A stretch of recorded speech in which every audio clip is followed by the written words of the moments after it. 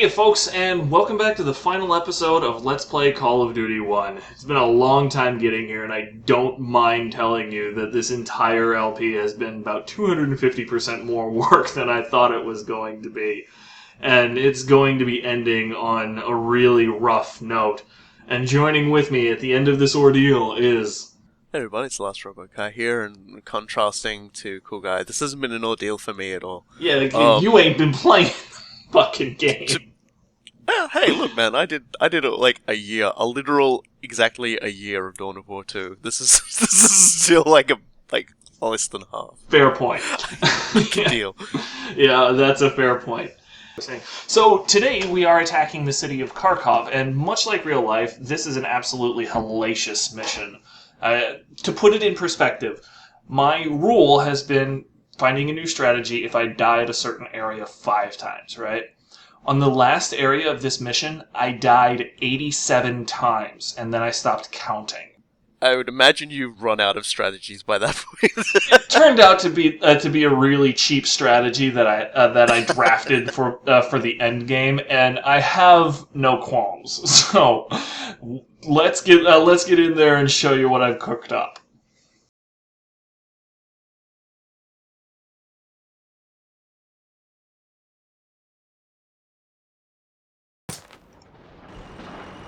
Advance! Advance! No stopping! Don't fall back!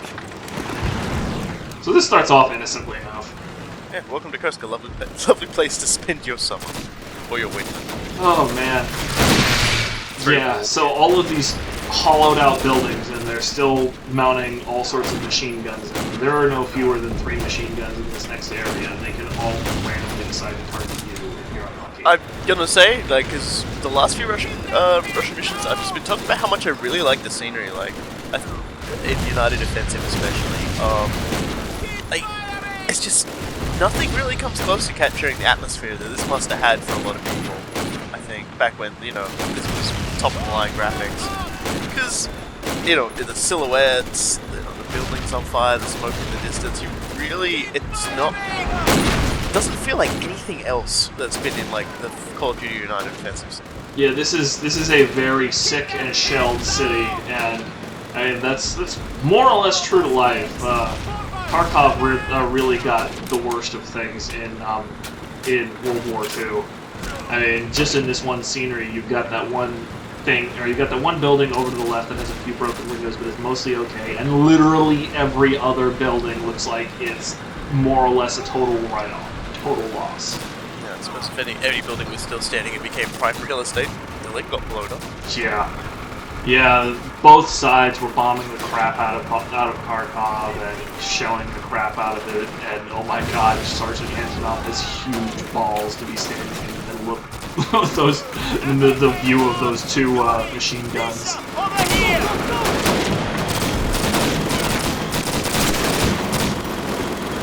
Get into this building and find a spotting position where you can direct our counterfire. Right away, Comrade Sergeant!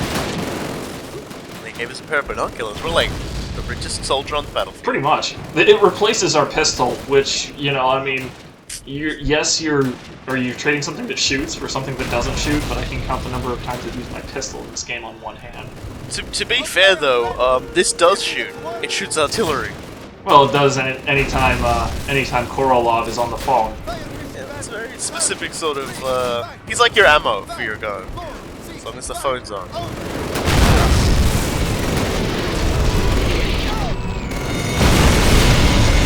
Let's move! There are more targets up ahead! It's also kind of nice to know to finally know what Korolov has been lugging around this entire campaign. I mean, he got stuck with that thing in like the 2nd mission, and we never knew exactly what the hell it was until now. I was getting ready to bomb everybody ever, and he was ready for it. He was just lifting. Say, bro, do you even lift? Korolov says, hell yes, bro. Those things are freaking heavy. Yeah, those field radios are like 35 or 40 pounds, I believe. Yeah, it's disgusting how heavy they are. This is a soldier who is still carrying around, the rest of his kit too. I mean, that Mosin that he's carrying around is another you know, 12 pounds, I think it is, plus whatever ammo he's got around. So Korolev is a pretty ripped dude. Sometimes adrenaline gives you wings. Here we go. Johnny, hurry up! I'm waiting! Trevor looks like he was going, oh no, in slow motion. Like he just saw this Russian peeking at him with binoculars and he's just sort of going, oh, shice. It was so surreal to just have him sort of staring at me. This is his moment looking at you, looking at him. it was just sort of like, well, hi. Also, Corporal Kulikov will still be taking all sorts of bullets for us. Kicking doors, taking bullets. Another 5 bullets or so right there. And I'm pretty sure he's up to a few hundred at this point. No fear.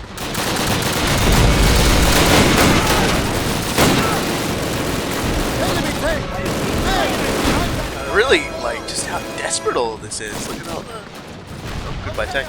That's, you know, just what things are being used as cover. It's just like what little furniture remains, or like pieces of like wood, like from something that's been blown up. Anything that's not splintered, yeah. And then even for the tanks, you know, you're just sort of making a garage out of where there once was a hole.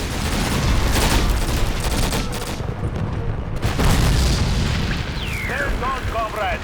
Rejoin the main force to advance into the city.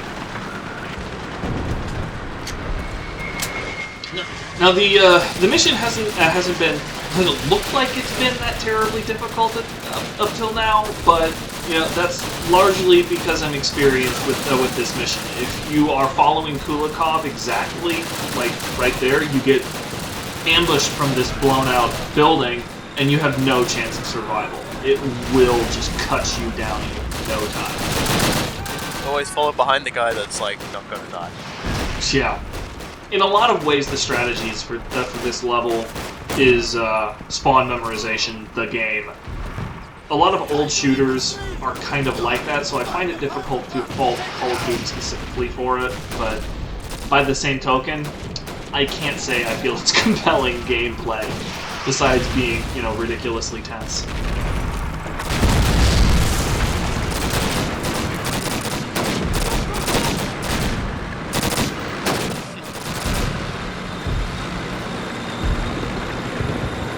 Oh, that wall. The ripped up post. Painting. Yeah. Yeah, keep watching it. Keep watching it. Oh no. Just sitting here waiting for the tanks. Drum roll. Man, I'm terrible at beatboxing.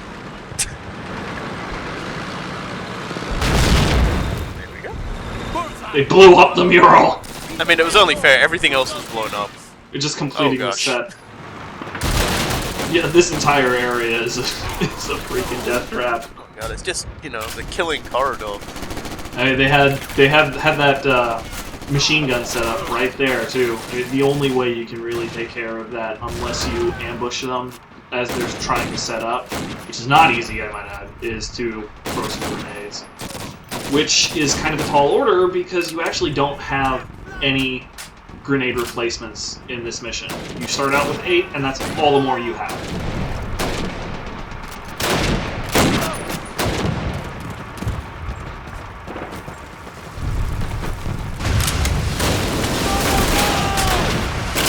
Wow. Is that a Fleming weapon? Yeah. Sorry, I could say flamethrower, but I just love saying that. He's back. Oh jeez. And he is just lethal as hell. If a flame just so much as caresses one of your allies, they will catch on fire and remain on fire until they are dead. It's not a way I'd like to go. And there's a reason that burn wards in hospitals are considered some of the most horrifying places to be for both medical staff and patients.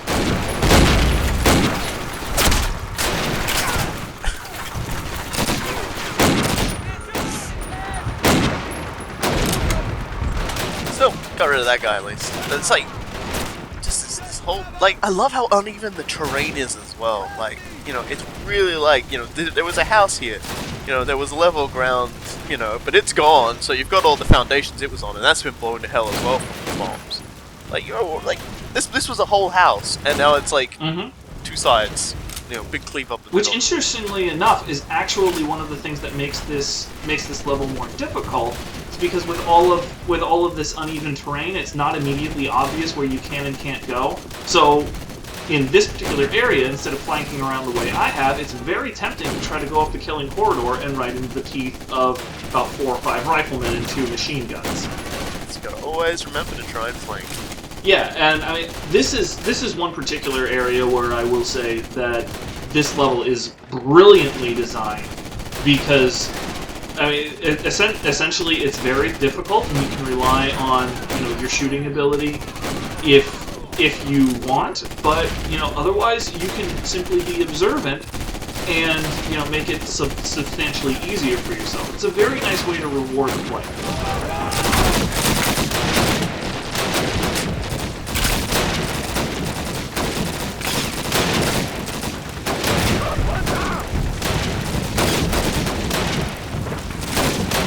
Of course, then I get up here, and I've got like 3 other riflemen. I have no freaking idea where they are. I'm really loving the segmentation of like the force and everything as well. Like they really put a lot of work into like just how annihilated this place is. This is a really like this is the skeleton of a city that's pretty much like choked on its own ashes by this point. And it's weird because you really can't tell. I don't know why they're tumbling all over those walls. That's why I was laughing. It probably sounds really like I say, you know, it's a dying city, and then I start giggling. But it's just because everyone's tumbling over stuff. Yeah, it's just everybody decided to do impromptu gymnastics. That's all there is to it. The thing that always struck me when I first played this game is that this area is so bombed out you can't tell what it looked like in happier days anymore. I mean, you had this particular square, but everything's so bombed out you can't tell how people walked in and out of it. Back here when you are done. Yeah.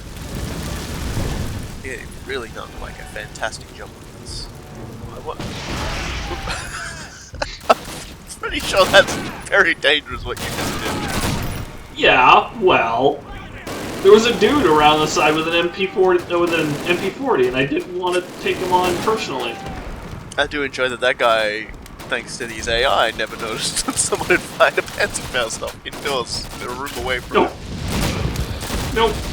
I mean, I can understand, you know, the MG42 drowning out the sound of, you know, my rifle, but the building would have shaken. yeah, the Panzerfaust is another thing altogether. So this particular area is incredibly freaking annoying, and it will become immediately obvious why in just a moment. We're about to just run out of all your dudes. They're all just gonna run into something and get shot. Fuck this guy! That guy was very... Oh my god, that is like the sneakiest thing. Like, everyone's cleared the room and he just stayed down the whole time. That's impressive. A solid snake. Purely to kill me. That happens way more often than you might think. And it's such an iconic moment for playing this game that I had to leave it in. Though I cut back to me murdering him for the sake of... that is brevity. exactly what I always do in games like this. Like, when I'm playing multiplayer, I will hide myself somewhere, wait till a group has moved past, and then start, like, firing on them from behind. Oh god, I do enjoy a good bit of cowardice. that guy was such a jerk. Such a massive jerk. Dear. There is some reality where they just won because that guy hid behind a table. trying to ignore fucking France fucking around through the wall again. I was honestly laughing at that while I was playing the game. It was just like he keeps poking his rifle out of the wall, and it's just like, are you serious, man? What do you think you're doing? The best part is he's looking exact same direction that it's pointing the whole time. So he's rubbing his face against the wall, just sort of moving from left to right really quickly. Oh Christ!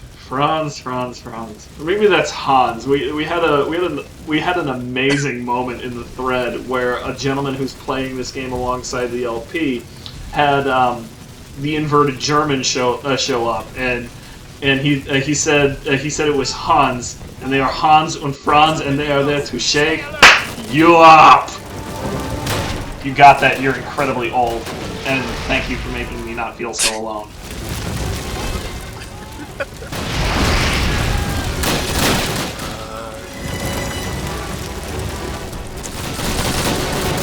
So yeah, this area is a soft introduction to a mechanic that will cause me no small amount of pain in the final thing. You may have noticed how Sergeant Antonov was saying, eyes on the window, stay alert.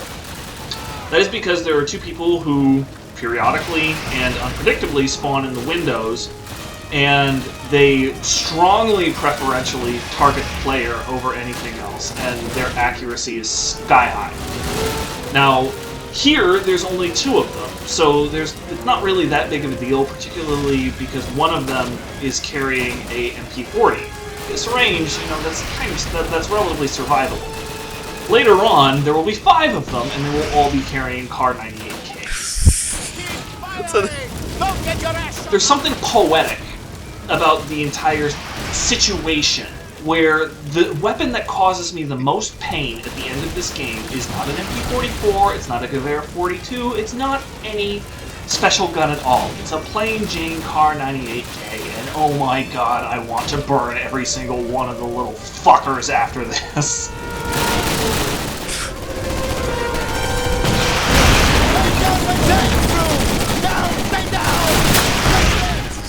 It's like a little, I'm reminded of some of those older games, arcades where, you control the reticle with a joystick or whatever, and dudes would just come out of buildings, out of windows of buildings, and you had to shoot. Oh, like Time Crisis? No, not I'm talking way older, man. I'm talking before light guns. I'm talking about practically 8-bit sort of graphics styles thing. All you do is you face one building. Oh yeah, I'm thinking elevator action. Well, not like that either. It's your presence is not in the game. It's just a building there, and people occasionally poke up at windows, and you shoot them. Oh, okay. Not coming up with the title immediately like that, actually. No, I never really played them very much because I thought they were really, really way too good at taking my money. So I just left myself way away from those ones. So, as a side note, it's actually possible to bug your game out here. If you're too quick on the draw, killing that tiger with the Panzerfausts, and you never get the objective to destroy the tank before it's destroyed, you will be stuck on the objective, destroy the tank forever. You didn't wait till you were told to, so now we're all gonna have to wait till another one turns up. Pretty much. You're just going to have to wait until you die. Here we go. A little less trashed in some places, I guess. It's a government building. Trust me, it won't last. What'd I tell you?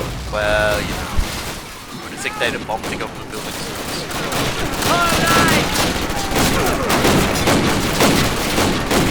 Well, it's not even just the Germans who's doing it. I mean, the entire reason that explosion happened was because one of our tanks decided it was sick of that machine gun bullshit. Kindred spirit you've got there, that tank. I'm okay with that tank driver. I don't know who he is, but deep down he is my brother.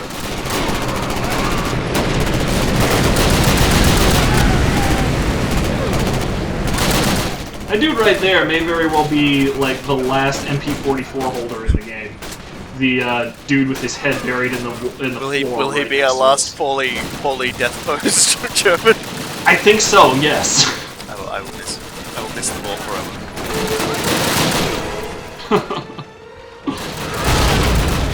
This area is also really easy to get caught up on, simply because the building route that I went through there, it's not immediately obvious, because if you're just looking at it, it looks like that the hallway I took is going to be blocked off by fire. So you're tempted to rush up the center, which never works. Never. That just never works. If by this point in Call of Duty anybody still thinks the best, most efficient way to like get through something is to charge straight up the middle, then God help them, how did they get this far? Yeah, no joke. Though I will admit, like the first time I played this game and I didn't really understand, you know, the concept of cover. I got through a normal run, like experience. I think is the second lowest, and I got through that just, you know, basically standing and fighting. Though I didn't play, you know, defensive.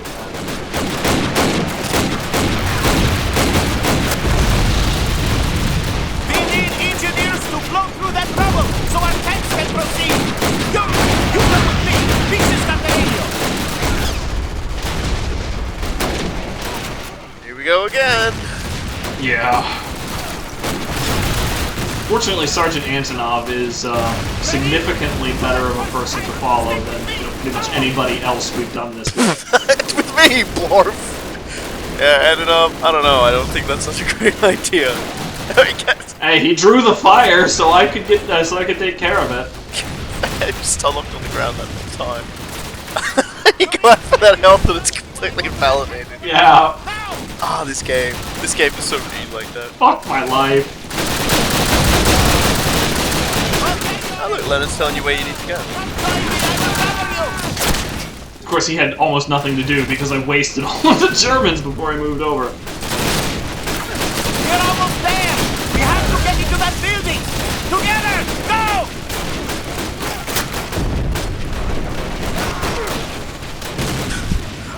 So this counts as in the building. Well, you know, it's technically inside of the walls, you know. Standards kind of change. For engineers at once. Right away, Comrade Sergeant. We need engineers in the southeast corner of the square. Surely, some of the engineers have still accepted charges. We cannot advance unless they are successful.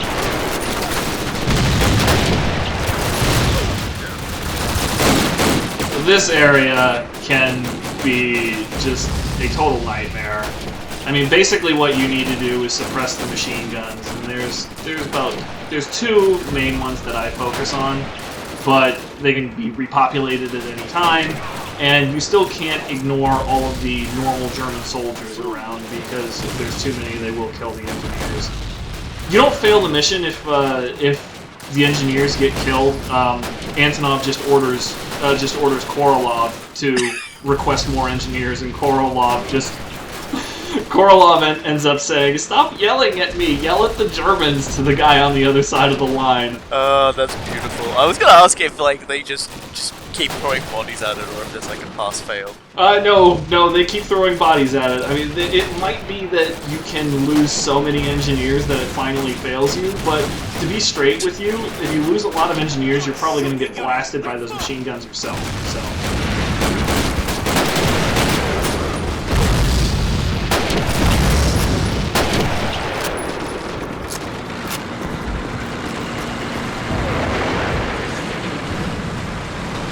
Oh, wait a minute, there's another poorly posed German. Fuck.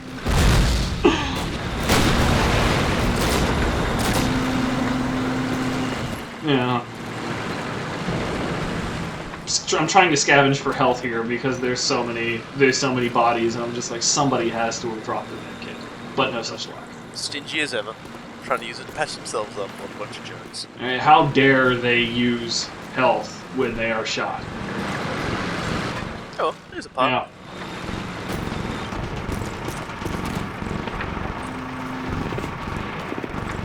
Nice work. We have to get moving before they counterattack. We will flank them through the factory. We need to take and hold the train station. Incoming bombers! German flak gun over there. We can That's probably why that's there. Yeah, it was sort of like Chekhov's gun. I mean, if there was a flat gun in the next 15 seconds, it had better be used.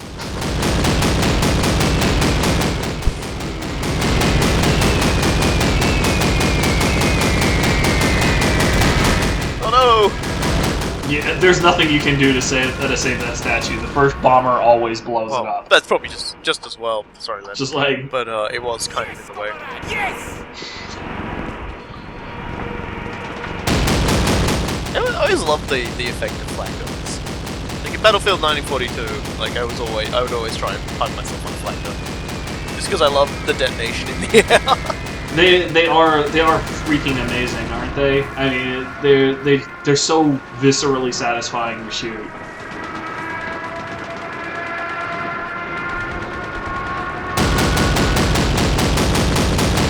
Also, yes, folks, you are not hallucinating. The sound is a little bit off here. That it actually happened like that in the game. This game does not have picture perfect audio all the time.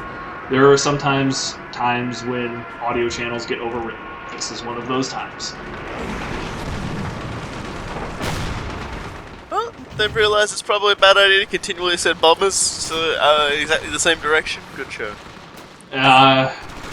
Apparently that was that entire squadron, and they were just like, well, that didn't work. Let's not do that again. The Germans asked for it again, and Starscream has denied their request. Heads up! Hit them down!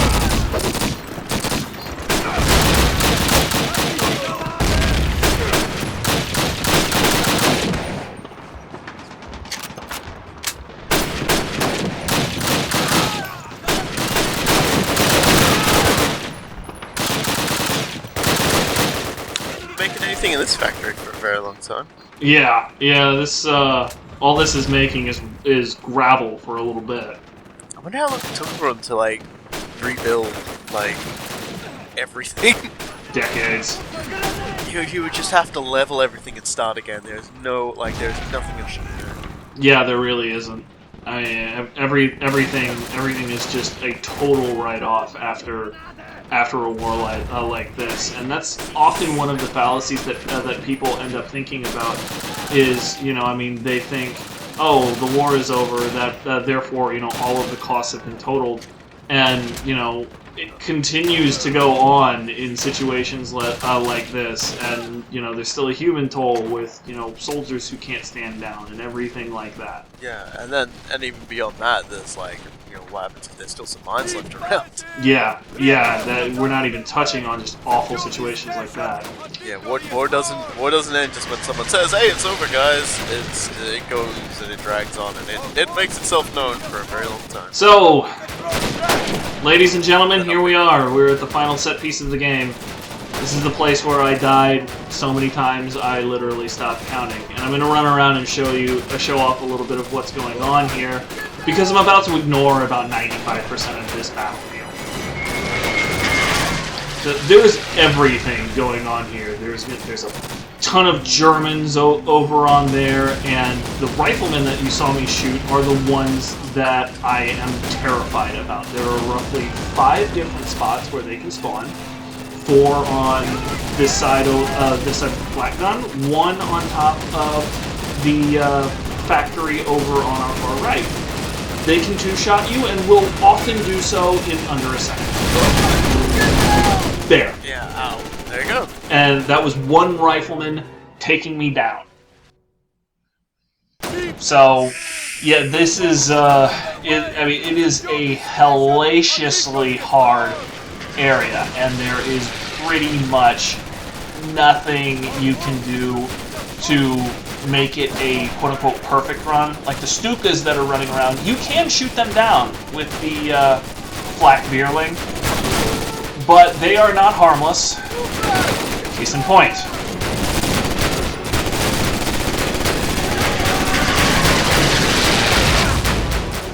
So, man, this game does not pull any punches. This is one of those ones where the quick save button would probably become your friend. I was determined to not get through this with the quick save button. I know that there are a number of people who did do this. That when I was Googling around for people who had done this before, there was one gentleman who had been doing a veteran run-through of Call of Duty, and there you go, fucking rifleman again. And he got through the entire game with more or less functional strategies, and then he got here. He threw up his arms and turned on God mode.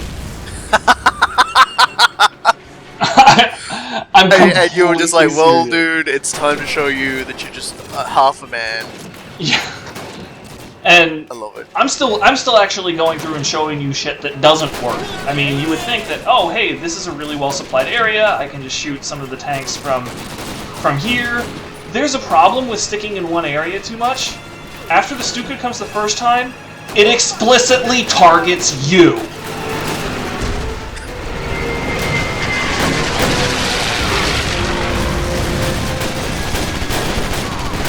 Cold? Yes, so, you know, you can't even, you know, find one particular hotspot and sit there forever, because the Stukas will murder you! That's amazing. This entire area is, like, it's the king of sadism.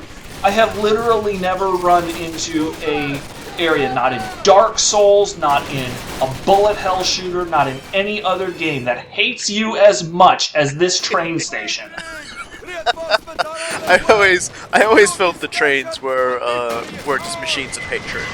They wanted to be tanks and they weren't allowed to be, and so their hatred just haunts this place. Gotta be. But anyway, now we're playing for reals, yo, and essentially the strategy is to stay over by the sandbags that we were at and do our best to suppress riflemen. Only pay attention to riflemen. Anything else is, you know, just not worth your time, because everything else is just too high of a threat. So basically stand right here, and you are very familiar with the timings on the tanks and everything. That's really it. It's like clockwork. It took 87 plus rounds to do this, but here we go, folks. Yep. I mean, I probably died over 100 times, but to deal with the Stukas, you stand near those sandbags, and it has one particular angle of attack that would hit you. Then you just duck back around this boxcar, and you're out of the angle of attack. So essentially, there are two hot spots that you have to work between to keep yourself from getting bombed off the face of the planet.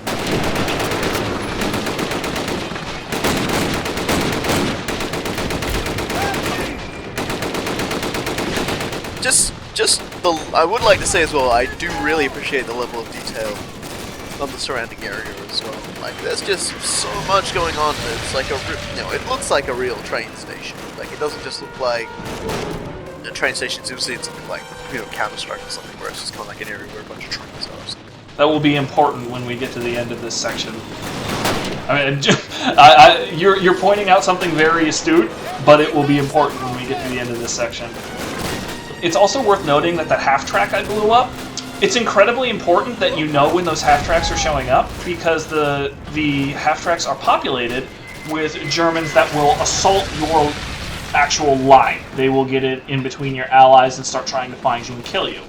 And obviously, they're mounted with an MG42, which will also do its best to find you and kill you. Wow. They're convinced you're the reason why this war is being won, and they're hell for leather going to take you out. Yep, pretty much. A lot of things will strongly preferentially target the player. And I mean, right now, I'm shitting myself because I spotted a rifleman up there right as I went to shoot that tank. Yeah, I saw it. And then I heard the Stukas, so I mean, that particular area is where a lot of runs of this particular strategy end. Is, you know, I mean, trying to get a tank, and you don't outright notice that you have a rifleman in the area. And right there, you know, I was literally waiting for the Stuka to be called out, because he would attack behind the boxcar. I could jump forward and nuke the two tanks. Oh man, you are like the model of efficiency. It's second by second. I mean, I planned out second by second here, and that's how badly you need to be working through this.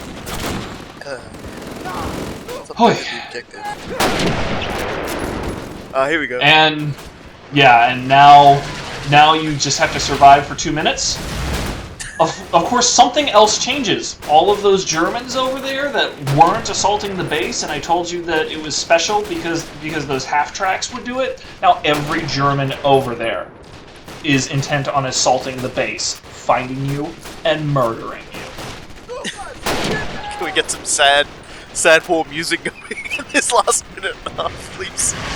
Yeah, so, I mean, this is the strategy. This is the strategy. You come back here, you hide under this wrecked plane, you get as much cover as you can, and you have a 2-minute sniper war with an infinitely respawning rifleman right in front of you.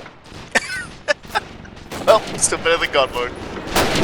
This is how this game ends, my friend. That's okay. It's, you know, he's doing the stereotypical falls off the edge of the building thing over and over again. I can do that. You have no idea how terrified I am that dude is going to pull out, you know, just a bullshit sniper shot and kill me. Because if he shoots me now, I'm dead. There is no way I'm surviving a shot from him. He just keeps respawning. I can't get a moment's peace from this asshole.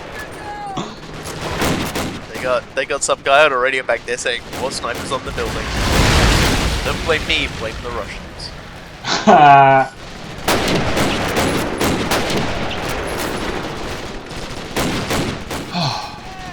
God. I mean, just this entire thing. I mean, he looked over there, and I tell you truthfully, my blood froze. I mean, he looked at me, and there was a split second before he was about to shoot that I managed to shoot him. That's usually how But now it's over. There we go. Reinforcements arriving in 2 seconds. There we go, the music. And now you take a huge breath and realize that the war for you is over. See,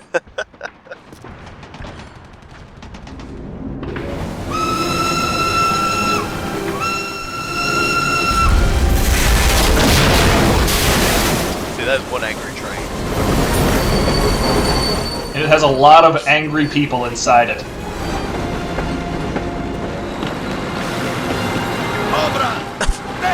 You have achieved great glory! Because of your courage and strength, the German army has been driven back, and the city of Karkov is once again ours!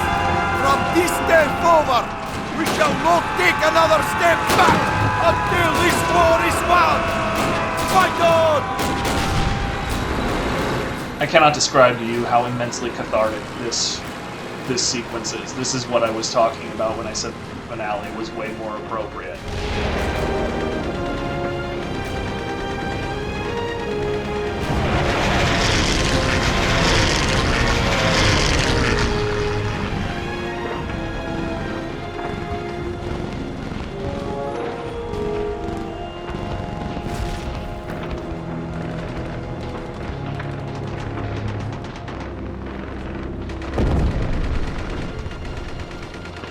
A little sad that for some reason they had that bug in there though, that sort of showed everyone's name as they ran past.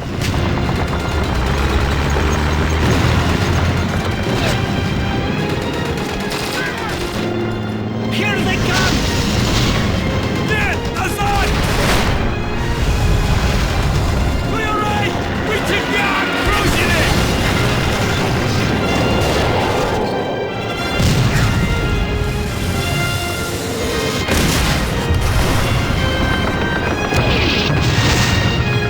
There's coming! Ah! Nobody's coming down!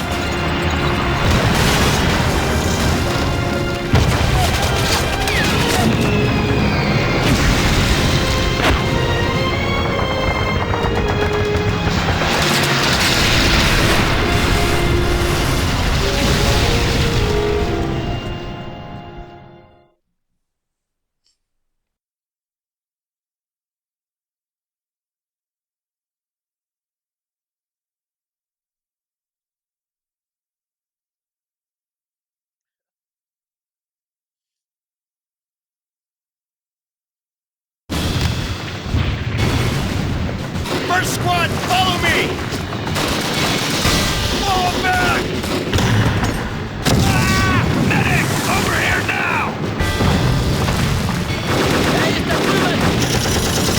Drive him back!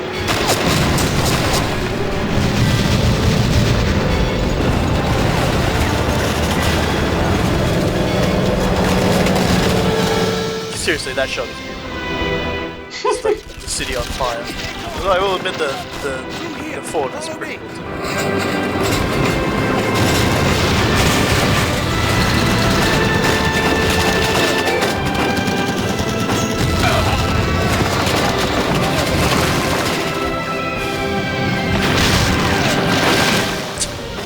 Must we continue to blow Lenin up? Clearly. And then I cut to a scene and he's still standing. Lenin's statue just rebuilt himself. Cruising in!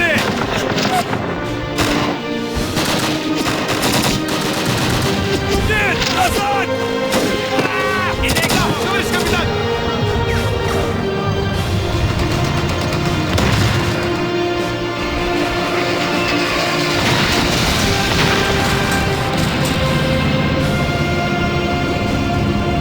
We picked up some more buttons on our six. Get in that chateau now!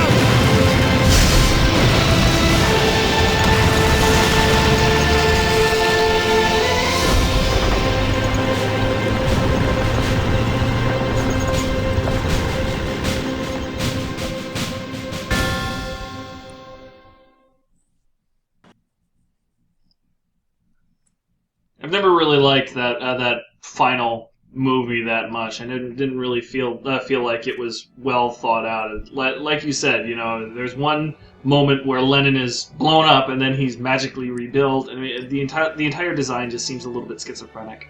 But it didn't really matter to me whenever I played. The end of the Karkov mission was all of the closure I needed. Is that Moody back there?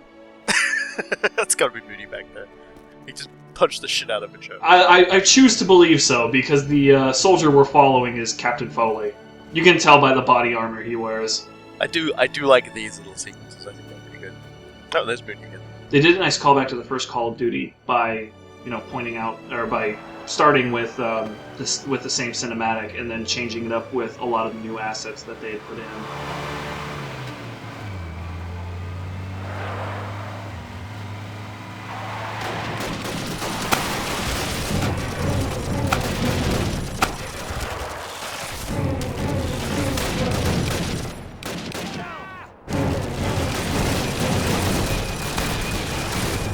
So, guess it's time for the deconstruction. Overall, it almost doesn't feel like there's too much to say about this game, simply because it was so good that it became the model by which a lot of other first-person shooters of its era were measured, and to a certain extent, it still is. I don't really feel like the Call of Duty series is where it was creatively today as it was, when this game came out. But it's still an absolutely mammoth franchise. Yeah, so it's really interesting seeing what we have now compared to like it's starting to take itself a lot less seriously now. Like the next, as of the time of this, the next Call of Duty is another Black Ops game, and it's Ghost, isn't it? And it's it's about America having been conquered by some other bunch of people, and so everyone's fighting this massive guerrilla special ops war or something like that. Kind of sounds like Homefront. This game has always been one of the definitive first-person shooters for me, simply because, with the exception of the few areas that I very loudly bitched about, particularly in United Defensive, it's a game that deals with you very fairly, and you feel like you've accomplished something when you get done with it.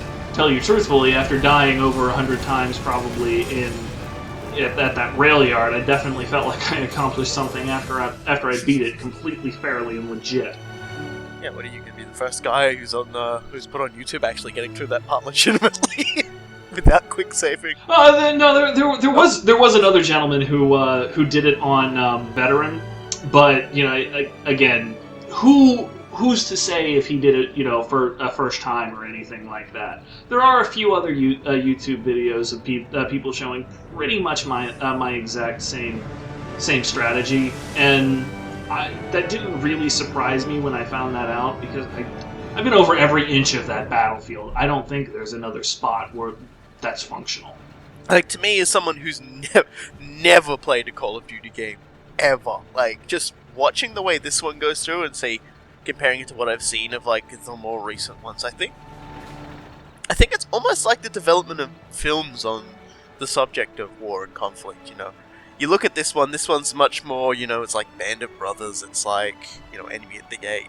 You know, it's a big event, but it manages to sort of, it captures it in a sort of way, and it's going to be hard for me to sort of to say this, but it captures it in a way like it takes it completely 100% seriously. It feels like movies about conflict and war and everything these days perhaps might be a little bit more like the more recent Call of Duty games, where it's like everything's a giant spectacle, everything explodes, and you fall off your feet, you know, you pick yourself back up again, and they're just chasing the bigger and bigger wow moment that came from the nuke sequence in Modern Warfare 1.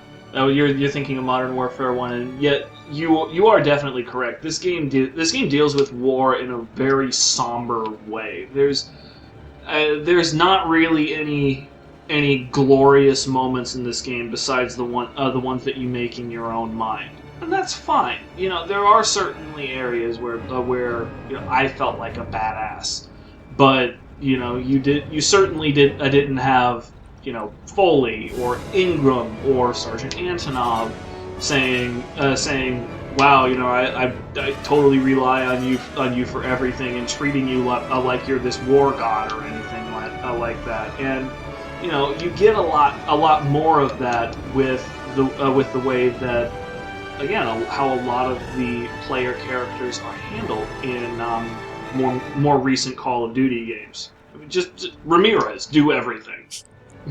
let's just put it that way. You still technically do everything in this one as well, but I don't know, it feels like you're still part of like a bigger event. It's like not everything is stopping just because you have to go and do that one thing. Like, tanks are still shooting, everyone's still rolling around, they're still fighting. It's just, yeah, like, and dying in front of you. Yeah, you do everything in your little world, sure, and you know, particularly in a few missions, you know, I mean, with how the AI is scripted, they'll just kind of sit there and do a local equivalent of trench warfare forever until you push forward, and I don't like those feelings, but you know, as for example, in when we were assaulting the tank factory, we had to actually cover the guy who was carrying the bombs for once. We were covering the engineers. Yeah, or covering the engineer. You know, a lot of things like that, where you know you're a cog in the larger war machine, and that's okay. You know, I mean, it's okay to be part of something bigger, as opposed to, you know, the square-jawed Superman, and that is definitely something that I feel has gotten lost in a lot of game narratives in the last 10 years or so. I mean, it really should be said as well. Dear video game makers, please stop grabbing us and making us look at the cool things you do. It's okay. We will look. We will notice. You don't have to sort of remind us that you're really awesome. Like, you know, when the plane crashes in when all the tanks are assaulting your position in the Russian campaign here, you know, like, you didn't have to look at that if you didn't want to, but you were drawn to it by the sound, the flames, and everything like that. So it makes your reaction to the scenario a lot more natural than just your guy instantly, you know, lowering his weapon and looking up and sort of, you know, drawing you in. That's something a lot of games do these days. Yeah, and ironically, that sort of technique is supposed to draw you into the narrative of the game, when really all it does is take you out of the flow of things because you suddenly lost control. Let me look where I want, or I will look at the floor every other time. It's kind of a hilarious irony.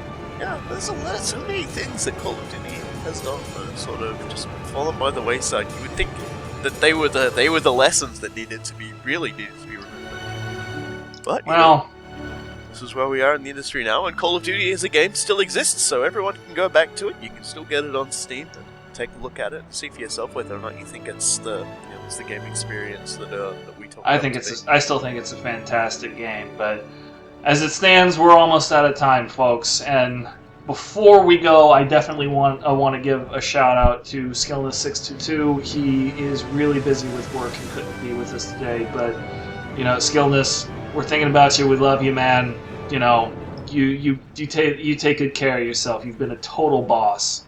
Yeah, It was a pleasure talking with you and doing this Let's Play with you. Even after the Let's Play would end, we would often spend ages just talking about stuff afterwards related to war and conflict and everything, and I feel a lot smarter for it, so it's really great to have someone. Yeah, he was definitely an awesome dude, and I mean this video is for you, man, and for the rest of you, we love you guys too. We're gonna be back. We're gonna be back pretty soon with Transformers: Fall of Cybertron. Hope you'll be back with us. And until we see you again, folks, I've been Cool Guy. I've been the Lost Robo Kai. Take good care of yourselves, all those you love, and all those you know, folks. We'll see you next time.